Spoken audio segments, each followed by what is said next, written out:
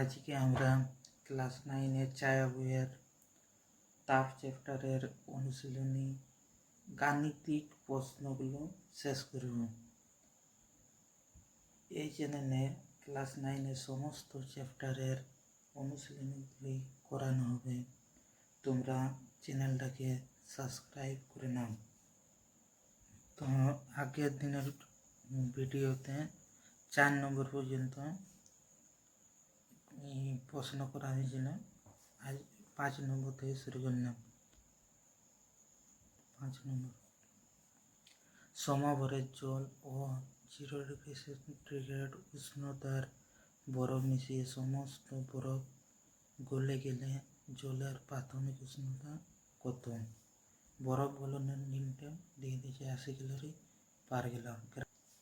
তাহলে সমভরের জল এবং বরফ নিয়ে আছে, জল নিয়ে আছে এম এবং এম ভরের বরফ নেওয়া হয়েছে। বরফের প্রাথমিক উষ্ণতা 0 ডিগ্রি দিয়ে নিয়েছে, জলের ধরে নিয়েছে 2 ডিগ্রি। জলের প্রাথমিক উষ্ণতা 2 ডিগ্রি ধরে নিলাম। অন্তিম জলের 0 ডিগ্রি বরফ গলনের নির্ণয় কত? তো এইখানে বরফ গলনের জন্য প্রয়োজনীয় নির্ণয় বরফ এম ভরের বরফ গলনের জন্য প্রয়োজনীয়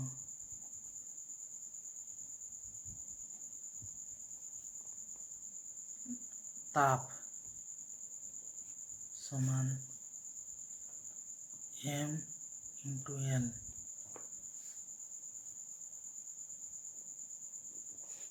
আর এই তাপের যোগান দিছে 80 ডিগ্রি সেন্টিগ্রেড উষ্ণতা, এম ভরের জলটা এই তাপের যোগান দিছে। তাহলে জল দ্বারা বর্জিত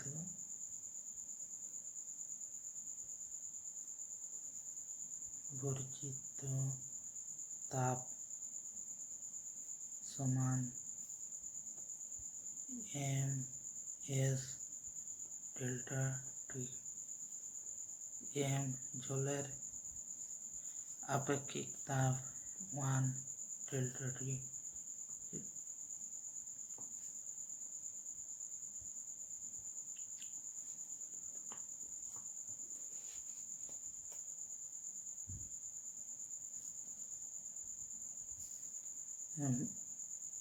এল বরফ গলনের প্রয়োজনীয় নির্ণয় এল সমান 80 ক্যালোরি পার গ্রাম, 80 এম।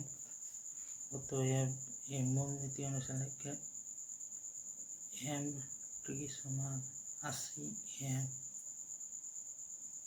অতএব টি সমান 80।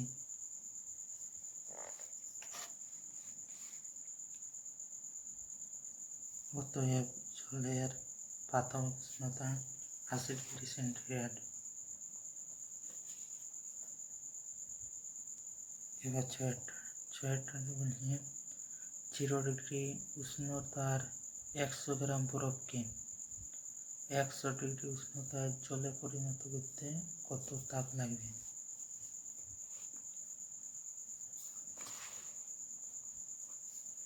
তো 6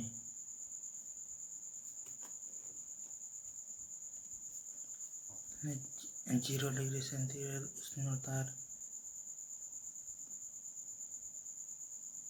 একটা বরফ 4 গ্রাম দিয়ে আছে, 100 গ্রাম। একে প্রথমে একে পরিণত করতে হবে 100 ডিগ্রি সেন্টিগ্রেড উষ্ণতার জলে 100 গ্রামের জন্য তো এই বরফটাকে প্রথমে 0°C উষ্ণতার জলে পরিণত করতে হবে।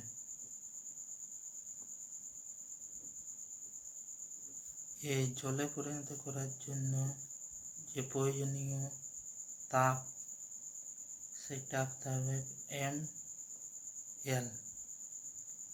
ml সমান 100 × L। বরফ গলনের জন্য প্রয়োজনীয় নীল তাপ 80 ক্যালোরি পার গ্রাম। 1 গ্রামের জন্য 80 ক্যালোরি, 100 গ্রামের জন্য 8000 ক্যালোরি। এবারে 100 গ্রাম জলকে আমরা 100 গ্রাম জলে 0° থেকে 100°তে নিয়ে যাব। এর জন্য প্রয়োজনীয় তাপ হচ্ছে ms∆T। m 100 গ্রাম, স্পেসিফিক হিট জলের 1 আর ∆T 100, তাহলে তাপ হচ্ছে 10,000। তাহলে পুরো পাতটার জন্য মোট তাপ 10,000 প্লাস 8,000 সমান 18,000।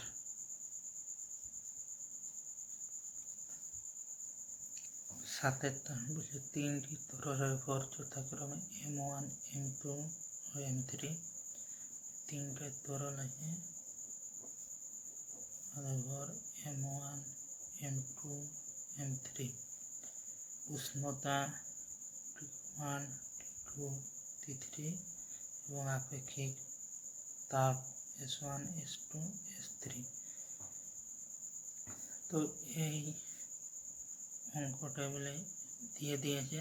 এবার তিনটি তরলকে একসঙ্গে মিশালে মিশ্রণের উষ্ণতা কত হবে এটা বের করতে হবে।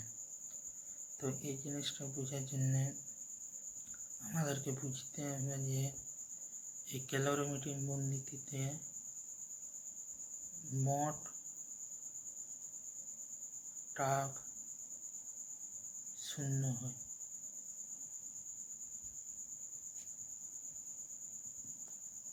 দুটো সিস্টেমের ক্ষেত্রে আমরা ভালোভাবে বুঝতে পারি যে একটা বস্তু তাপ বর্জন করলে অপর বস্তুটা তাপ গ্রহণ করে, তাপের আদান প্রদানের ফলে মোট তাপটা সবসময় 0 হয়।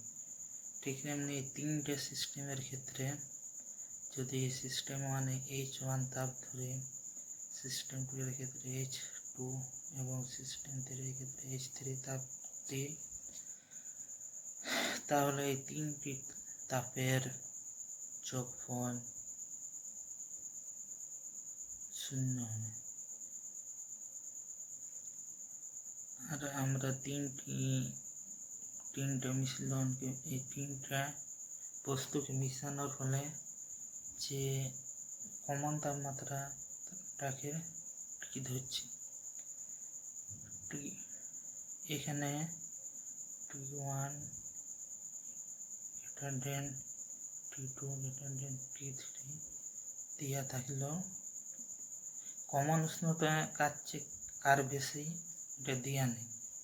তা আমরা ধরে লিখি যে কমন উষ্ণতাটা সব T1, T2, T3 সবার চেয়ে কম। এবারে H1 সমান m1 S1 ∆T1, মানে এটা যেহেতু সবার চেয়ে কম ধরেছি, তাহলে T1 - T plus m2 S2 T2 - T plus m3 S3 T3 - T সমান 0। তাহলে m1 s1 t1 minus m1 s1 t plus m2 s2 t2 minus m2 s2 t plus m3 s3 t3 minus m3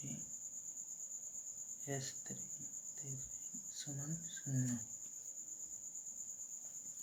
এবারে এটা মাইনাসগুলোকে ওই সাইডে নিয়ে গেলে plus হয়ে যাবে। তাহলে m1 s1 t1 plus m2 s2 t2 plus m3 s3 t3 সমান m1 s1 t plus m2 s2 t plus m3 s3 t। এখানে m3 কমন নিলে m1 এই দিকে গেল m1 s1 plus m2 s2 plus m3 s3 m1 s1 t1 plus m2 s2 t2 plus m3 s3 t3 সমান m1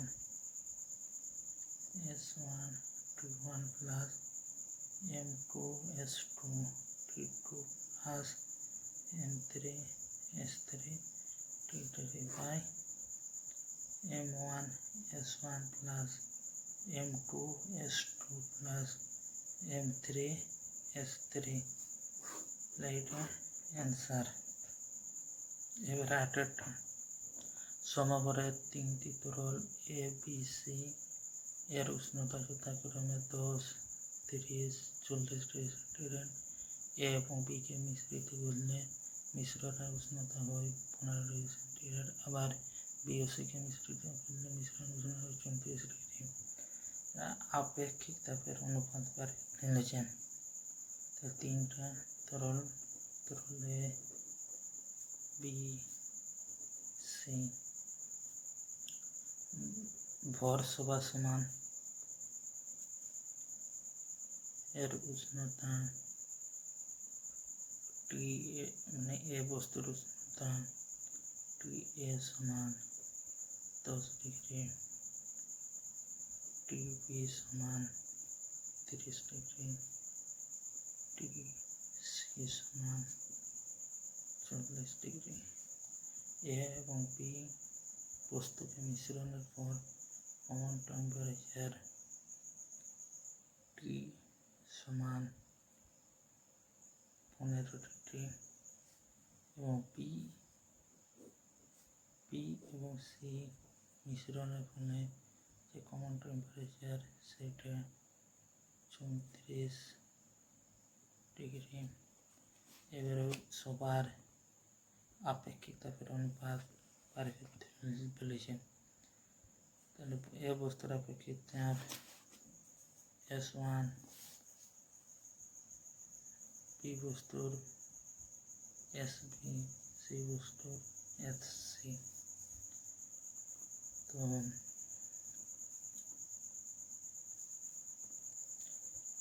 যেহেতু এ এবং B দুটো বস্তুকে মিশানো হয়েছে, অতএব m SA ইন্টু এর তাপমাত্রা পার্থক্য। প্রথমে 10 ডিগ্রি ছিল, মিশ্রণের পর 15 ডিগ্রি হয়েছে, তার পার্থক্য হয়েছে 5 সমান m ইন্টু SB ইন্টু তাপমাত্রা পার্থক্য। এখানে এক্ষেত্রে তাপমাত্রা পার্থক্য 15। তো SA বাই এস পি সমান 15/5 সমান 3/1। আর ওপর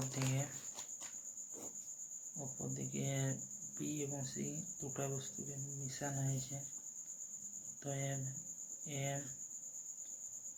ইন্টু এস পি ইন্টু তাপমাত্রার পার্থক্য, এখানে তাপমাত্রার পার্থক্য 4 ডিগ্রি সমান